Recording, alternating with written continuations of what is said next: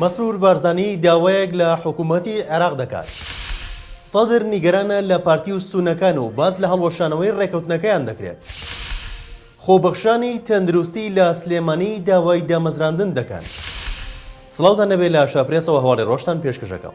سەرۆکی حکوومەتی هەرێمی کوردستان لە ساڵیادی کارەساتی بردومانکردنی شاری قەڵاتزێ پەیامێکی بڵاو کردە و داوا دەکات حکوومەتی عێراق زیان لەکەوتوانی دەستی بەعەز قەرەبوو بکاتەوە. مسرور بارزانی سەرۆکی حکوومەتی هەرێمی کوردستان با بۆنەی ساڵیادی بردومانی قەڵاتزێوە لە تویتەری خۆی نووسیوێتی سەری ڕێز و نەوازش دادەنوێنین بۆ گیانی پاکی شەهیدانی هەردوو کارەساتی بردومانکردنی شاری قەڵاتزێ و گولەبارانکردنی خۆپیشاندانێکی سڤیل لەلایەن ڕژەمی باسەوە. لە تویتەکەیدا سەرۆکی حکوومەت ئاماژەی بەوە کردووە لێرەدا دووبارە داوا لە حکوومەتی عێراق دەکەین زیان لەکەوتوانی دەستی ڕژێمی پێشوو قەرەبوو بکاتەوە. ئەمڕۆ 24/4/2022 ساڵیادی بردومانکردنی شاری قەڵاتزێیە بە بۆمبی ناپاڵم لەلایەن ڕژەمی پێشووی عێراقەوە کە ئەو شارە لەگەڵ زەویدا تەختکرا و خەڵکەکەشی بۆ ئۆردوگا زۆرم لێکان ڕاگوێزران. پارتی دیموکراتی کوردستان و سونەکان لە پشتی پەردەوە چەند کۆبوونەوەیکی لەگەڵ ژمارەیەک سەرکردەی چوارچەوەی هەمانگی دەکات و ڕێبەری ڕەوتی سەدریش لەوە نیگەرانە بۆیە هەڵوەشانەوەی ڕێکەوتنە سێ قۆڵیەکە لە ئان و ساددایە. چەند میدیایەکی عێراق نزیک لە ڕەوتی سەدر بڵاوێن کردوێتەوە کە پارتی و سونەکان بەنهێنی و بەبێ ئاگاداری موقتەدا سەدر و ڕەوتەکەی کۆبوونەوەی نهێنیان لەگەڵ چەند سەرکردەیەکی چوارچەوەی هەمانگی کردووە سەبارەت بە پێکێنانی حکوومەت. ئاماژەیان بەوە کردووە نوێنەری پارتی لە بەغدا و سونەکان بەجیا و دوور لە چاوی میدیاکان لەگەڵ مالکی و هادی ئامری کۆبوونەتەوە بە مەبەستی ڕێکەوتنیان لەگەڵ چوارچەوەی هەمانگی بۆ پێکێنانی حکوومەت. ئەو میدیایانە کە پشتیان بە زانیاری چەند پەرلەمانتارێکی ڕەوتی سەدر بەستووە باسییان لەوە کردووە کە پارتی و سونەکان سەدریان لەو کۆبوونەوانە ئاگادار نەکردووە. ئەوەش وەک شکاندنی ڕێکەوتنی سێقۆڵی و دەست بە دانی ڕەوتەکەیانی لێک داوەتەوە. ماوەی 8 ساڵە بەشێکی زۆر لە دەرچوانی کۆلیژ و پەیمانگا پزیشکیەکان لە نەخۆشخانەکاندا خۆبەخشانە کار دەکەن و ئێستاش داوای دامەزراندن دەکەن. ئەمڕۆ لە شاری سلێمانی بەشێکی زۆر لەو خۆبەخشانە کە لە نەخۆشخانە و ناوەندە تەندروستیەکان کار دەکەن گرد بوونەوە و داوای دامەزراندنیان کرد. بەشێک لەو خۆبەخشانە بۆ شارپرێز ئاماژەیان بەوە کرد کە نادەتپەروەری هەیە لە دامەزراندن لەلایەن وەزارەتی تەندروستی چونکە بەوتەی ئەوان لە هەولێر و دوهۆک خۆبەخشەکان دادەمەزرێن بەڵام لە سلێمانی کەسدا نامەزرێت.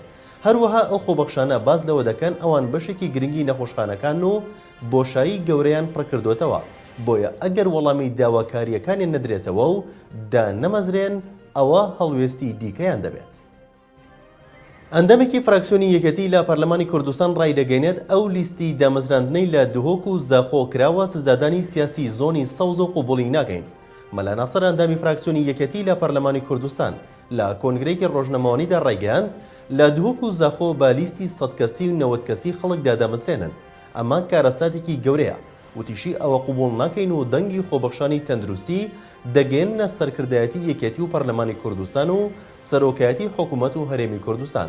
ئاشکراشی کرد لە زۆربەی وەزارەتەکاندا فەرق و جیاوازیەکی زۆر هەیە لە نێوان زۆنی زەرد و سۆنی سەوزدا.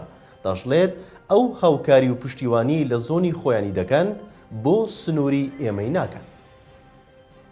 سەرچاوێکی ئاگدار لە ئۆپەراسیۆنەکانی سوپای تورکیا بۆ سەر هەرێمی کوردستان زانیاری گرنگ و هەستیار لەبارەی سوپای تورکیا لە خاکی هەرێمی کوردستان ئاشکرا دەکات و ڕایدەگەێنێت تورکیا لووتکەی کوڕەژار و لینکەی داگیر کرد و کێشەی بۆ دوو هێزی پارتیش دروست کردووە.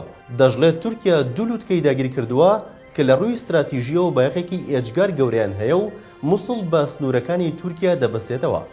دکتۆر کامران منتێک مامۆستای زانکۆ و شارەزای سیاسەتی نێودەوڵەتی و ئاگادار لە ئۆپەراسیۆنەکانی سوپای تورکیا لە ناوخاکی هەرێمدا ئاشکرای کرد چەند ڕۆژێکە بردومانی فڕۆکە جنگیەکانی تورکیا بۆ سەر لووتکەی کوڕەژار و لینکێ وەستاوە. وەک خەڵکی ناوچەکە کە لە نزیکەوە ئاگادارن ئاماژەی پێدەکەن جوڵەی کۆپتەر و فڕۆکە جنگیەکان لەسەر ئەو دوو لووتکەیە نەماوە. ئەوەشی باس کردووە دوێنێ سەربازی تورکی لەسەر ئەو دوو لووتکەیە بینراون. ئەمەش ئەوە دەسەلمێنێت کە تورکیا لە ئێستادا ئەو دوو لووتکەی داگیر کردووە.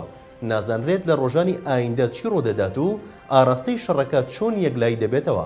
ئایا پەکەکە دەتوانێت ئەو ناوچەیە لە دەست تورکیا دەربێنێتەوە لەبەر ئەوەی شەڕ هەمیشە گۆڕانکاری خێرا بەخۆیەوە دەبینێت.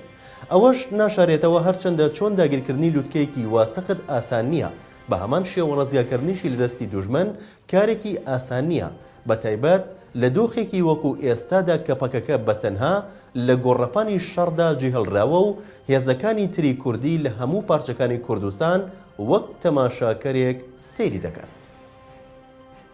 لە شاپرێسەوە هەواڵی ڕۆژتان پێشکەشکرا. شاد و بەختەوەر.